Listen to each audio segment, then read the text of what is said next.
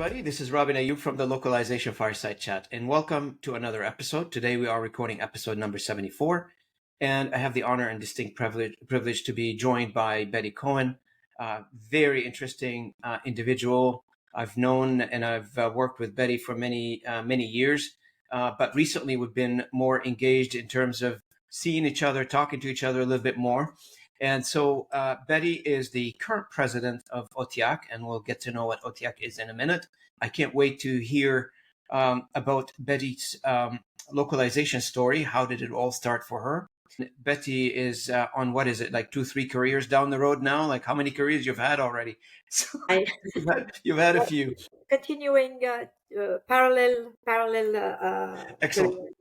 Well, thank you for joining me, Betty, this morning. I really appreciate it. Thanks for taking the time to be on the channel. And the audience and myself are very excited to have you on. And I can't wait to hear more about your history. How did you get into the language industry? And what are you up to today? But we'll get through this. First question, first is first, I guess, for us and on the channel. First question for all the audience or all the guests that came on the channel. Tell us your localization story, and please introduce yourself to the audience. Okay, so the name is Betty Cohen. You just said it. How did I get? Actually, it goes back quite far because I was always interested in languages, even when I was in high school. I was in Morocco at the time, and I was in the French education system. And the first language we learned was English, and I was very good at it. Which I hope I still am. You are. You don't need to ask. Speaking person. So I was I liked it a lot. And when people asked me at that time, what do you want to do? I said, I want to be an interpreter. But then life happened and we ended up here in Canada. And actually I was in CEGEP. I don't know. In Quebec, we have colleges. 2 years before the university, I was there. And that's how it happened. One day, one of my teachers said, "You're good at languages." I said, "Yeah, I like it." I said, translation in Canada is very good in Quebec. Maybe if you're interested, do that. That's what I did. So I have my bachelor's, master's degree in translation in Montreal, University of Montreal. And I went on. So that's what happened. And from there, I started, of course, as a salaried employee at the Canadian Securities Institute, which made me specialized in finance, markets, etc. Then an insurance company where I learned insurance. So I kind of augmented my specialization or expanded it, and then I started a career, I went on my own as a freelance. Then I created my little micro company. Then I decided that I wanted to go to France. That's where I had my graduate diploma in science, not science languages, but the science of languages, if you want. I wouldn't know how to translate that really. And worked at Banque de France. So that was a big thing too. And then came back here, came back in a small company. And then by the time I became the partner in charge of PwC's linguistic services. And I ended my working career there. But meanwhile, and that's my localization, it's part of my localization journey, if you want. At the very, very beginning of my career, a friend of mine came and said, I'm responsible of one committee at STQ, Société des Traducteurs du Québec. Why don't you join? That was in 1983. Not 18. I'm not that old. And since then, I have had a kind of parallel career in associations, etc. So I have been president of STQ, which became, under my presidence of STQ, became Ordre des Traducteurs, Terminologues et Interprètes Agréés du Québec. We will probably talk about it a bit later. And then I was vice president of CTIC. Then I became treasurer of the International Federation of Translators, then president. Meanwhile, I've been very active at OTTIAQ until last, doing many things, communications, any committee. I think I've been through all the committees. And then last year I came back came back as came as president of OTTIAQ, because I've not been president of OTTIAQ before. I've been president of SDQ before. So that's a point we have to make. And then there you are. So in a few words, this has been my journey. Always interested in what's happening in our profession. I'm trying to keep up to date with everything that's happening, which is quite a journey in itself these days. But there you are. Absolutely. Betty, for those who don't know, you are located in Quebec, right?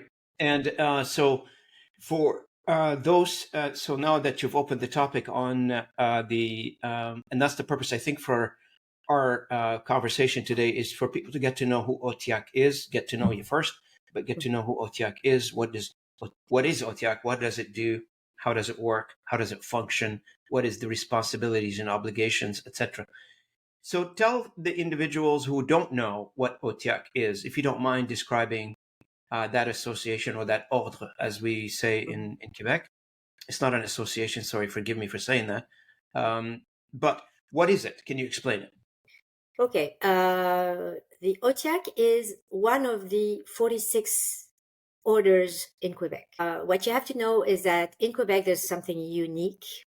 The way professions are organized in Quebec is very, it is the only thing, is the only way, how do I call it? It's unique in the world, actually.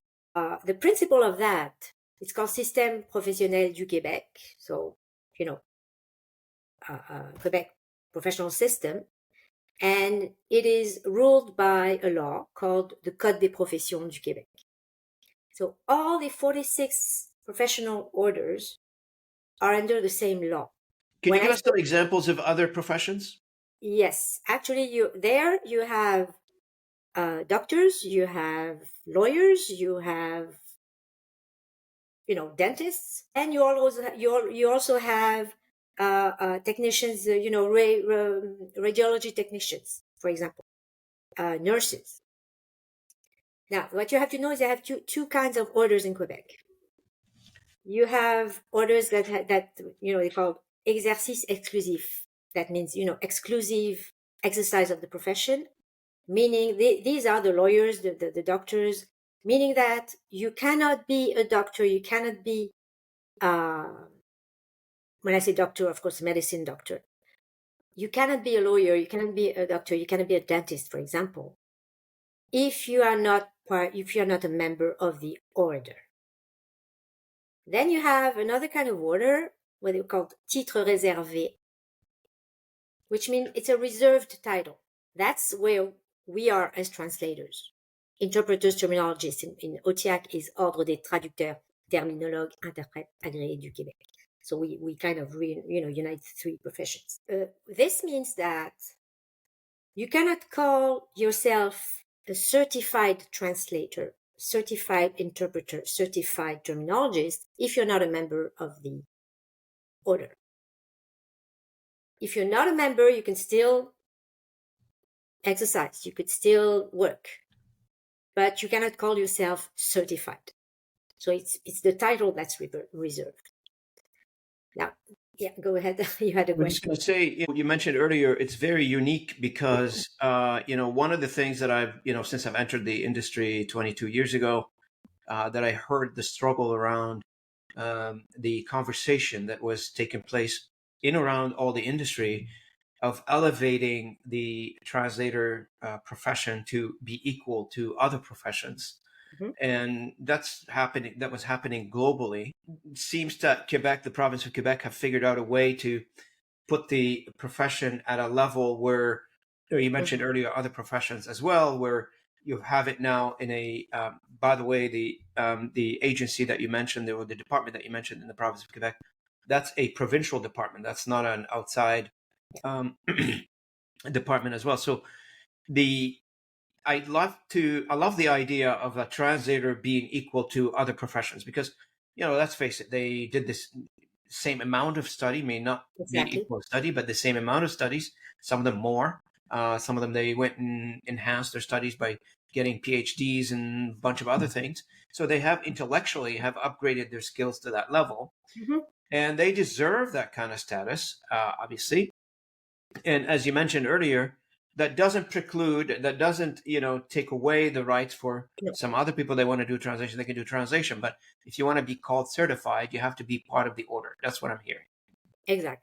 Just to put, to be more precise, the same exists in Canada, in British Columbia, New Brunswick, and Ontario. These three provinces also have laws recognizing the translators as professionals. But the system is not the same. Quebec system is, again, is very unique. And the reason why is because I was there at the time also. We convinced the government that a bad translation could be a risk and could cause prejudice to the user, to the public, because the whole system in Quebec turns around protecting the public. This is the first mission of an order, any order in Quebec, is protection of the public, and everything comes from that. Mm-hmm. Now, when you say protect the public, and I'm assuming this is regarding a critical type of work that they're going to be doing. And what was the aim there? What are we aiming at by saying protecting the public? Is it, pharmaceutical related? Is it, I don't know, user manual about something? Yeah, Um, anything. Anything, right? Anything. It can touch anything, because when you say prejudice, we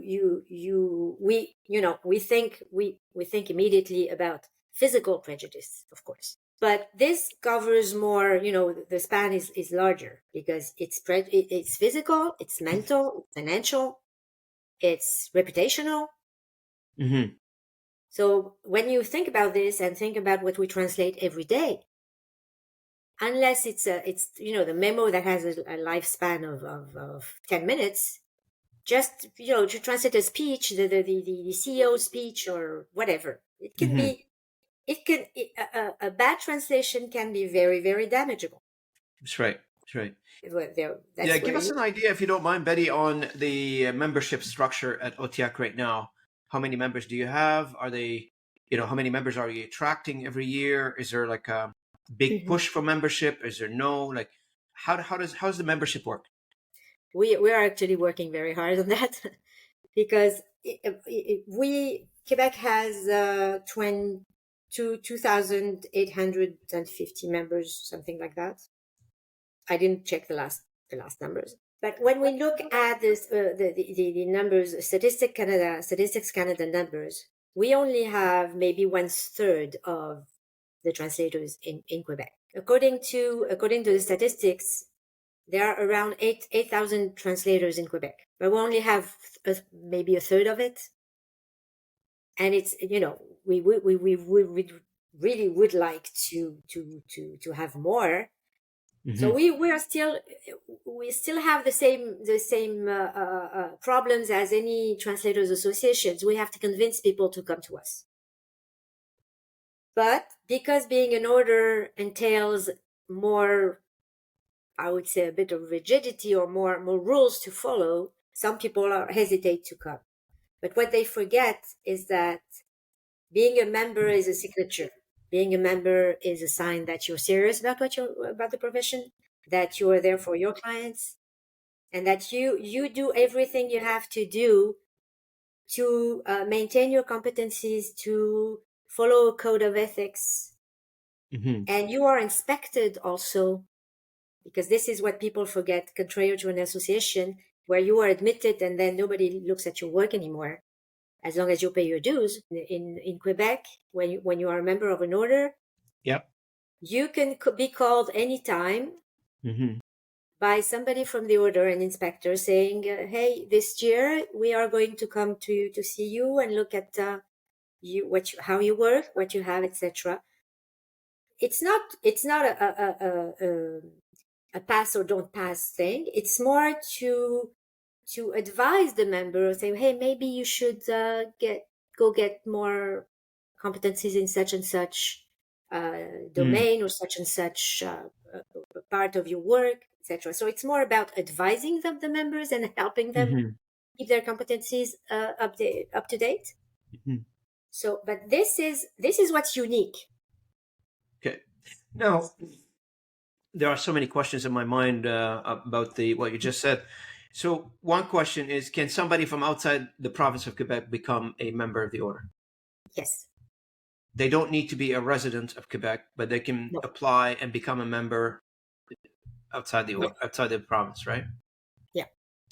The second question is, and you alluded to it earlier, the part around continuous education. How do you manage that? Okay, it's not mandatory. I like to say yet. Okay. Because again, it's very easy for orders who have exclusive exercise, if you don't have a choice, you have to be a member, to impose continuing education. Okay.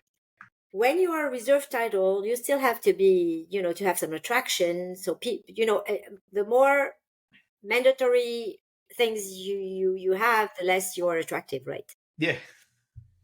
So, but what we do is that we have quite a program. We had around we offer around 40 to 50 trainings in all subjects during the year, and our members, it works quite well. Our members come to those trainings, and actually those trainings are open to non-members too.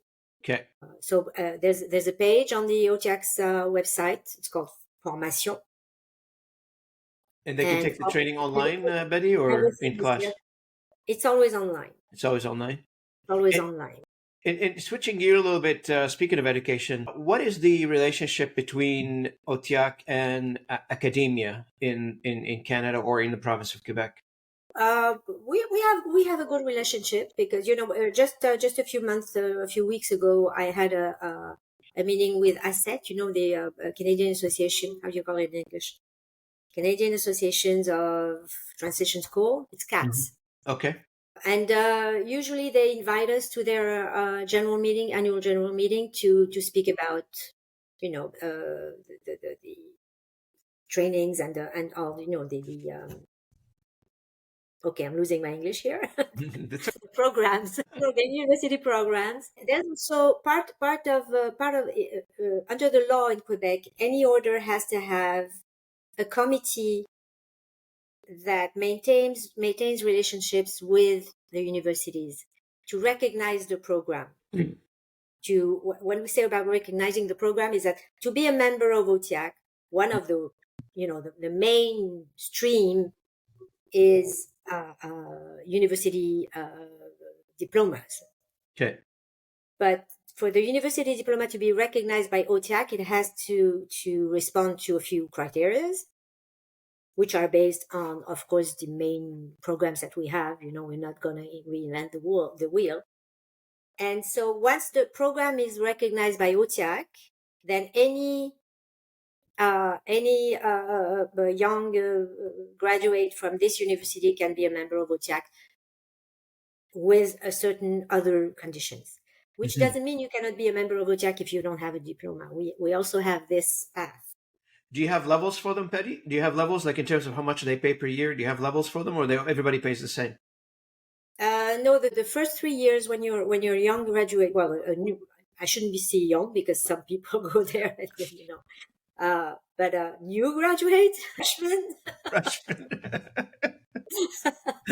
Anyway, when you get out of the university and you become a member of OTTIAQ, there's the first 2 years you pay only 50%, if I remember well, or it's 25 and 50 and then 75 and then 4. Okay. I don't have the numbers in mind, but so there is at the beginning of their career. Yeah, to help, of course. Yes, for sure. The second question is, obviously these individuals that they are part of your order or members of your order, they end up being either working on their own, but most likely they're going to end up being employed by somebody else. What is the relationship, if you don't mind speaking to that, between the OTTIAQ as an order Mhm. and the industries who are language service providers, who are not necessarily just language service provider, but they could be an internal department in another Mhm. enterprise as well. Do We, you build yeah. those relationships? Is there an activity to build the relationships? Are you on a good contact with them? I'm sure you are, but how do you view this? We do have contacts, and we try to maintain them. Of course, usually the president of OTTIAQ maintains contacts. Now with we try to be at each other's events. We try to speak at each other's events. I, for one, is really for that. I am really for that. I'm trying to my discourse. What I'm saying is that we are on the same profession. We're on the same basket. Mm-hmm. Let's work together. Yeah, Because we're still, even if we have this order in Quebec, we still have the same problems as associations. We still have, we're not. This is a nice thing, but it's not done yet. no, We're not there yet. no, We're not like when you say you're a translator in Quebec, people don't look at you as like wow, wow. No, no, no, no. We're all the same. It's the yeah, same thing. yeah, yeah. As I say, we are as water in the tap, electricity in the wires. People say, "Hey," when we stop, That's right. but That's right. otherwise we're invisible. Yeah, So we have to work together to be sure. visible. And we do work together. I mean, one of the initiatives that we work together on is that CGSB standard when we all got together Mm-hmm. and tried to figure out, what is the best quality standard for Canada and how can we put it together? Industry, government, the order, and a few other associations were involved in that. And we're going through a renewal right now, but and it's one of those initiatives that together collectively industry, the order, the associations, and the government and the customers are getting together and saying, how can we do this better? Not just, I know today we're presenting OTTIAQ, which has a very, very unique, I think you guys unique in the world. I don't think there's other entities Mm-hmm. somewhere else where they Yeah. try to be in that profession to be recognized. It's very unique in that space. And you also mentioned 2, 3 other provinces in Canada, but Quebec have put a law around that, which is very interesting. And that whole safety for the public, it's very, very interesting as well to be recognized, which is absolutely true. Now, one of the items that we talked about is you are in a very unique position, being the order, etc., to advocate with the government, to work with the government. So I'm assuming there's regular contact between OTTIAQ, the president of OTTIAQ, and the government. You guys meet together often. Is there like channels, or how does that work? There is a channel. No, actually, we don't have direct access to the government. Actually, in Quebec, there's a minister responsible for the professions, but we are ruled or managed, if you want, by a government body called the Office des Professions du Québec. Yes, I This heard of it. body Yeah. controls what we do. Like if Mm-hmm. we have a new rule, new policy, etc., that we want to place, it has to be approved by the OPQ, Mm-hmm. Office des Professions du Québec. Now, in the professional system, you have the minister, you have OPQ, who is the kind of the police for the orders, and then parallel to that, you have Conseil interprofessionnel du Québec, Okay. CIQ, who is the other body who kind of unite, if you want, all the 46 orders are in CIQ, and CIQ talks to OPQ. So Okay. it's like we talk about common issues at the Conseil interprofessionnel du Québec, and these common issues go to the government. Now, if one order as us, and we tried, and it's not easy, because what we tried to do in Quebec, and we haven't succeeded yet, is to tell the government, listen, you gave us a title, that's fine. But if you don't, what we are trying to do, if you don't reserve some professional acts to us, the title is not really efficient. what we said is like, a lawyer has, has standards, has, the contract issued by a lawyer obeys so It many. cannot be issued by a third party. Exactly, and there are requirements for that. Mm-hmm. And my message to the government, and I've been, hammering that for years, but still not succeeding, unfortunately. And on top of that, I mean, this is one issue we're dealing with, and we'll talk about it here in a second. But try to reserve the translation to the translators. If I get you right, Yeah. I think this is where you're going with that. And now you put on top of that is, okay, so this is one direction, but the other direction is the world is going is with, I had a couple other questions like about Bill 96, like must have had a positive impact on the translation in general, right?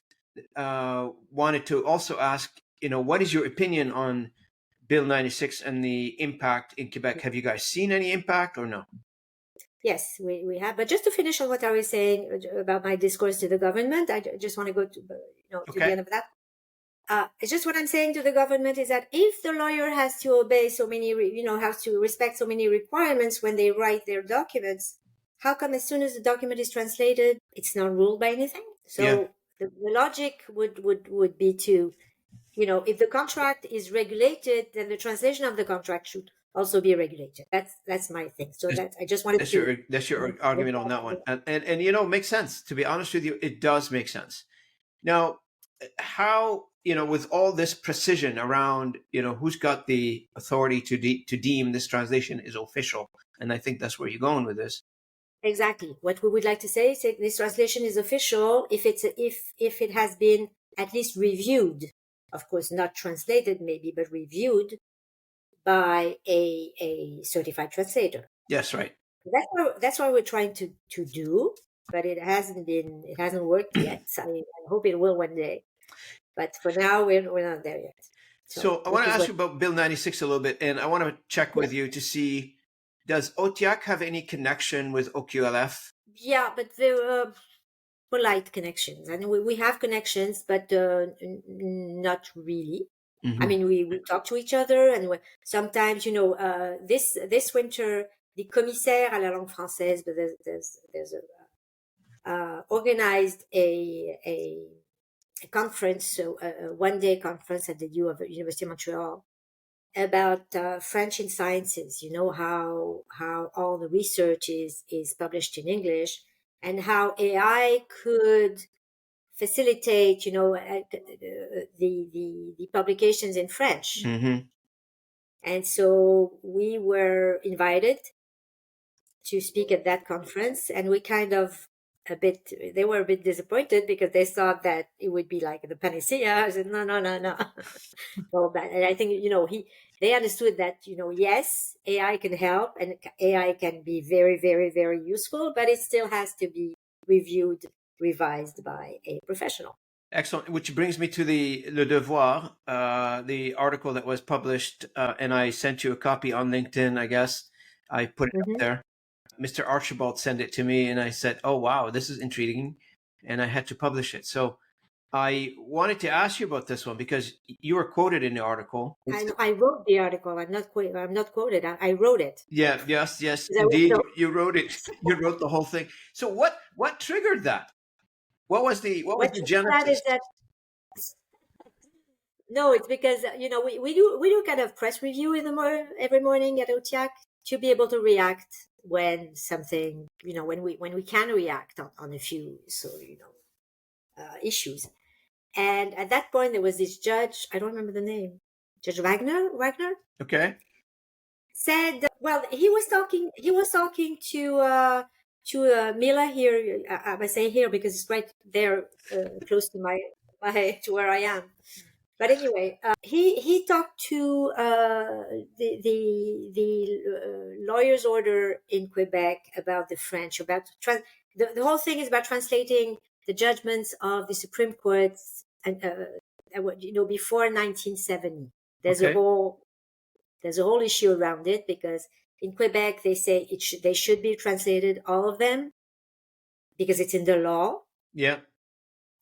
But the judge says there are too many of them. It's going to cost too much. It's going to take too long. Blah blah blah blah blah. And then he started. Everybody's talking about translation of those, but nobody came to us. So I said, "Hey, we are the experts here. Yeah. Could we talk?" Yeah. So that's all. That's what. And I explained that, by the way, AI. We know we've been working with it since 2017. ChatGPT is not new to us. Come on, True. Yeah. And that's what I asked you earlier, because that's very interesting. I asked you earlier, like, if you have connection with the government, because this article tells me, like, government, obviously all governments is the same. They work in silos. And so I'm assuming this particular one probably did not know about, the order, or I don't know. Is there like a miss there somewhere? Well, no, it was probably he didn't know. Yeah. Again, it's a judge of the Supreme Court of the federal government. Doesn't he know about the Translation Bureau? Meh. Yeah, that's right. It was a bit like, hey, I was quite. So speaking of AI, I mean, you've alluded to it a couple of times. We know ChatGPT has been around, AI has been around, etc. Yeah. So how does this impact what you do? Like, you're trying to attract people to a profession that is, if I understand correctly, it is mandated, or is it there's a conformity around it in government? There's a law around it. There's a profession recognized by government. How is that impacting that whole technology migration? AI, how is that impacting your business? At the order, not much. I mean, it's all about our members' business, so you know about it. But how is that impacted? The thing is that since I've been president, I've been elected this last September. It's going to be like 9 months now. The first thing I did, it's because the strategic plan, OTTIAQ strategic plan, was ending, so I had to renew and put in place a new strategic plan. Mm-hmm. And the first objective of the strategic plan now is to make people know. And that's why we're trying to be in the medias and everything. That's the main. The first thing is if we want to protect the public, again, it's our main mission. If we want to protect the public, we have to make the public know that AI is not a panacea. AI doesn't work. It can work for small things, but if your translation, if the translation is an important document, etc., it has to go through a professional translator, and that's our main point, and the main, the main argument, to maybe not argument in French, not argument in English, but anyway, the first point we make. Sure. So that's one branch of my one of the axes of our strategic plan. The second one is preparing the members to respond to the market. So in that way, we are preparing some, again, education, conferences, information on tools, etc., etc. So we're working on things like that, and I spent the last 9 months preparing all this, and I hope that by September we will try, starting to see things happening. But it's a slow process, of course. But this is how, as an order, we respond to the AI progress and Yeah, absolutely. And so in saying that, are you, from an economic point of view, like, what is your view? What's the OTTIAQ view on the business in Canada, on the language industry in Canada, from an economic point of view? Knowing what we know now, knowing that we have technology that is advancing rapidly, knowing that customers probably are using them already, not going to a professional translator. They're not telling anybody about it, but everybody's got a browser nowadays. Everybody's got an app on their phone, and they're doing it anyway. Are they supposed to be doing it? The answer probably no. But no. It's easy, it's convenient, nobody's going to find out, and I'll just translate. Where's the translation business is going, in your opinion? Have you guys at OTTIAQ done any of this thinking? No, because unfortunately we're not that rich. But thinking, like, have you thought about it? Yes. Oh, sorry. It's okay. Thinking, yes, of course we do, and we discuss that at at some conferences also. What I've been saying is, of course, this is not a scientific thing, but some of our members, they're freelancers or translation companies. I've heard them tell me, well, in 23, the business went down and now it's picking up again. And I hear some colleagues telling me, this client, he says, called me one day saying, oh, no, we don't need you anymore. We're going to use AI. And they came back like 3 months later. So I think that this chat GPT or whatever you might call it, another, generative AI thing. What I'm saying is that clients reacting as, when I was myself working, and sometimes once in a while I would have a client saying, oh, I found somebody cheaper than you, blah, blah, blah, blah, blah, bye. I said, okay, bye. And, a few months later, they would come back, could you take us back? Your quality was better. So it's kind of the same. To me, it's kind of the same process. Mm-hmm. That said, I don't think that AI will have an impact, but it will have an impact more on our processes. And of course, we will lose part of the market. As we say, the translation of the invitation to the Christmas party will not go through us anymore, which might be welcome, actually. You didn't want that anyway, did you? Not interested. But I think that if we do our job, and this is part of the OTTIAQ's again communication program now, communication plan, Yep. is to make the companies understand that, hey, AI, yes, it's good, but why don't you let us use it for you, because we know it better than you as far as translation is concerned. Give the work to the specialists. So I don't think we'll lose a market. Our market is going to change. Mm-hmm. But the very specialized market, I think we will keep it. Yep. Because we will still, I mean, unless something happens, huge change in technology happens. And as I always say, at that time, if the machine becomes as intelligent as that, Mm-hmm. we'll have other problems than translation. Yeah, indeed. From what I'm hearing you is, and that's pretty much consistent with what I'm hearing everywhere. AI and technologies are good, and you can't stop the advancement of technology. It's impossible. But it is, use it with caution. That's what I'm hearing from you. Use it in a supervised manner. That's also, I heard that from you as well, meaning that when you're using technology, make sure you're using a certified translator or translator to make sure that they are governing the way technology is being used and to produce the proper outcome that everybody wants and everybody desires. So Exactly. you definitely, especially for those, for the, in Canada, we take it for granted because most people are, bilingual or somewhat can understand the other side, the other language. But let's say we're dealing with unilingual individuals and they're using technologies and they're doing the translation and they have no idea what the outcome is. Yeah, it's French. It looks French, but that's all. That's all they know. So, and they're taking it for granted that this translation is accurate. Oh, guess what? I've done it using Chat GPT. Well, let me break it to you. And we have to be careful when we say in Canada we know some French, we know some English. In my experience, as soon as I crossed the Quebec-Ontario frontier, things change. Not French anymore. And even in Quebec, because yes, around Montreal, a lot of people are bilingual. Yeah. In Montreal, of course, Montreal is, a very poly-ethnic city. Sure. But if you get out of there, if you go in other parts of the province, people speak French and they don't know a word of English. Yeah, that's right. And you know what? I've seen that. And, similar to any other part of the country, we might think that Canada is a bilingual country, but in pockets, not everywhere. Yeah.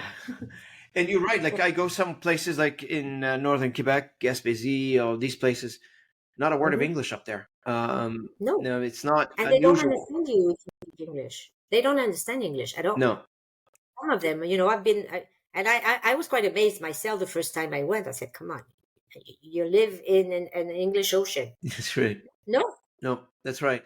No. And that's communities, and that's how people grew up. That's how the people living, and you can't blame them for that. And that's what they are. So it's not a Well, big deal. absolutely. I mean, in Italy, people speak Italian, right? True. I mean, hey, similarly in England and a few other places, right? So it doesn't Yeah. matter. I was speaking to a transition company on the previous podcast from Dubai, for instance. Their specialization is Arabic translation. It doesn't mean anything against the other languages, but that's their specialization. No, That's I what they're mean, working in. actually, as translators, we are the link between cultures and languages. This is our job.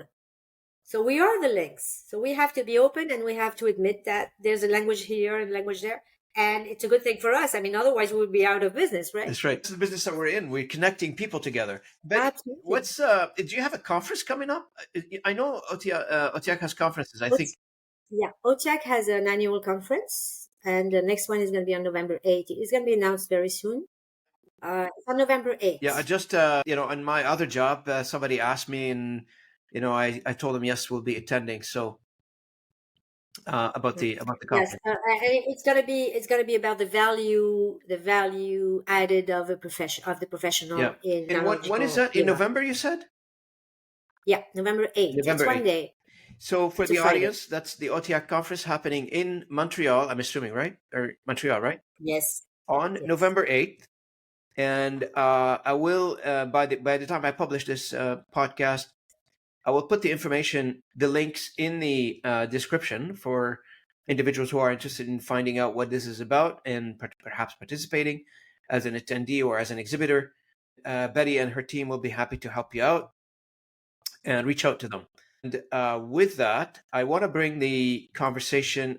Before I bring the conversation to an end, I want to ask Betty any last comments you might have for this conversation today. How did it feel?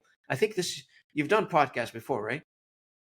Not really, but I'm used to teach online, and I'm used to have a lot of So, what do you think of this podcast? meetings. How do you feel? I feel quite comfortable talking to you, and I know you, so it's not really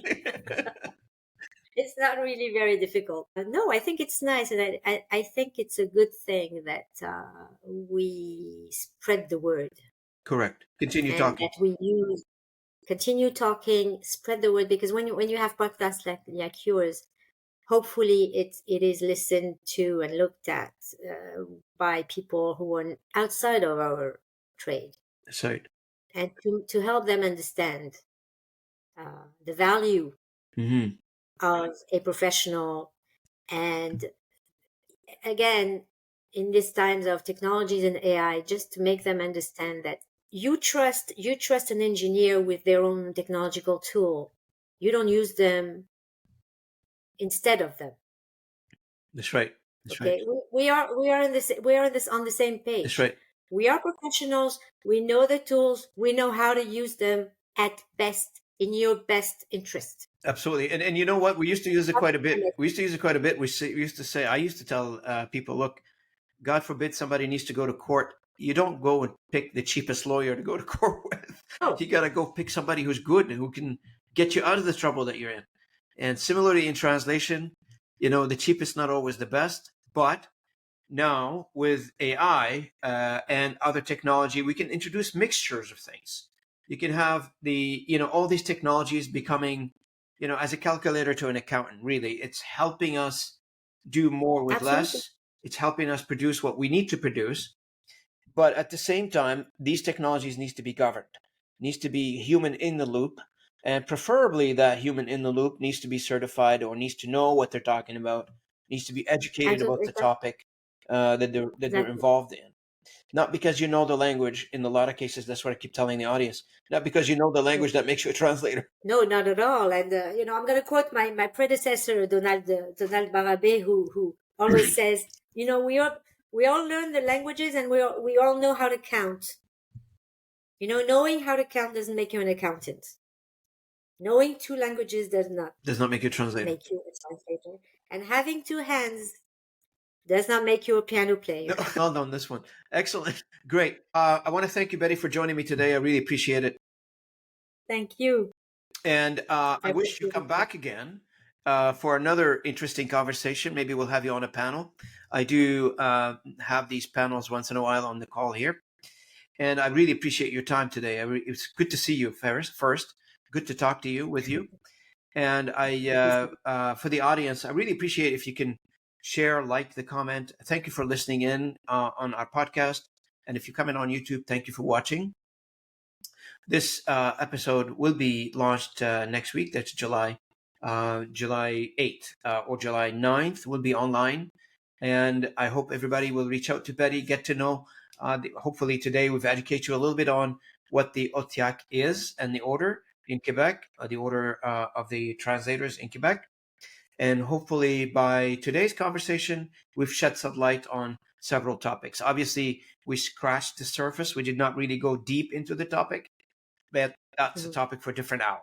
And for everybody, thank you so much for joining me on the recording of episode 74 from the Localization Fireside Chat. This is Robin Ayub and Betty Cohen signing off. Thank you so much.